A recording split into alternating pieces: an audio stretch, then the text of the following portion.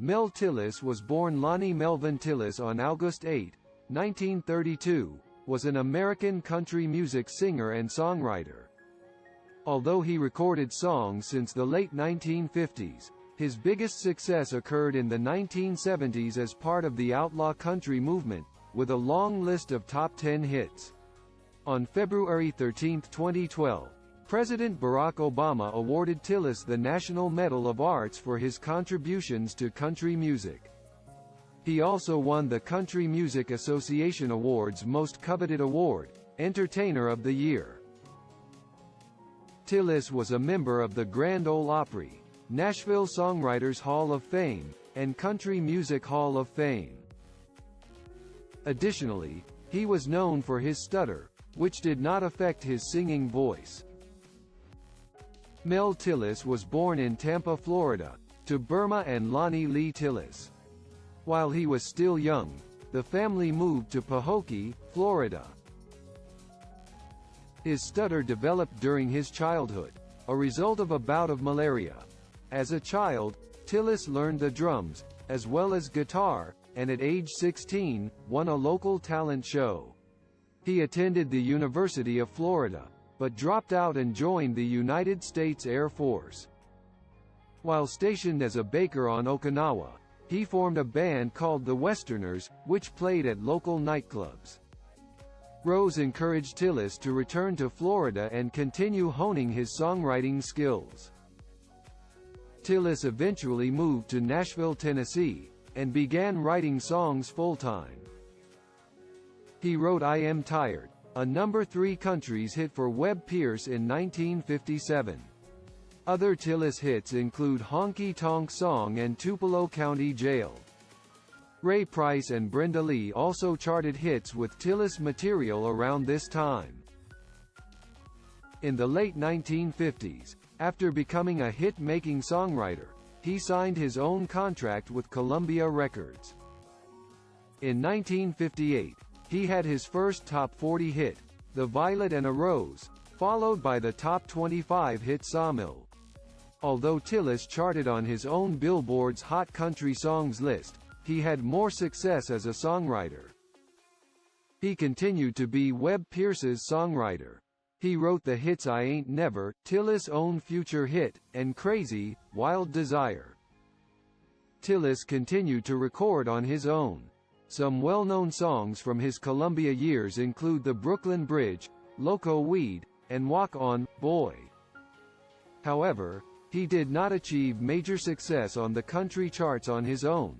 In the mid-1960s, Tillis switched to Cap Records, and in 1965, he had his first top 15 hit with Wine. Other hits continued to follow, such as Stateside and Life Turned Her That Way, which was later covered by Ricky Van Shelton in 1988, Going to Know. 1. He wrote for Charlie Pride, The Snakes Crawl at Night, and wrote Ruby, Don't Take Your Love to Town, which was a hit for Kenny Rogers and the First Edition. He also wrote the hit Mental Revenge for outlaw country star Waylon Jennings. In 1968, Tillis achieved his first top 10 hit with Who's Julie. He also was a regular featured singer on The Porter Wagoner Show. Things turned around in 1969 for Tillis. He finally achieved the success he always wanted with 2 top 10 country hits, These Lonely Hands of Mine and Shall Be Hanging Around Somewhere. In 1970, he reached the top 5 with Heart Over Mind, which peaked at number 3 on the Hot Country Songs list. After this, Tillis' career as a country singer went into full swing. Hits soon came quite easily, such as Heaven Every Day 1970, Commercial Affection 1970, Arms of a Fool 1970, Take My Hand, a duet with Sherry Bryce in 1971, and Brand New Mr. Me 1971. In 1972, Tillis achieved his first chart topper with his version of his song I Ain't Never. After the success of I Ain't Never, Tillis had another hit, which came close to No. 1, reaching number 3, titled Neon Rose, followed by Sawmill, which reached number 2. Midnight, Me and the Blues was another near-chart topper in 1974. Other hits Tillis had on MGM include Stomp Them Grapes, 1974, Memory Maker, 1974, Woman in the Back of My Mind, 1975, and his version of Mental Revenge, 1976. Tillis achieved his biggest success with MCA Records, with which he signed in 1976. It started with a pair of two #1 hits in 1976, Good Woman Blues and Heart Healer. Thanks to this success, in 1976 Tillis won the Country Music Association Award's Most Coveted Award, Entertainer of the Year, and was also inducted into the Nashville Songwriters Hall of Fame that year. In 1977 he appeared on the game show Match Game.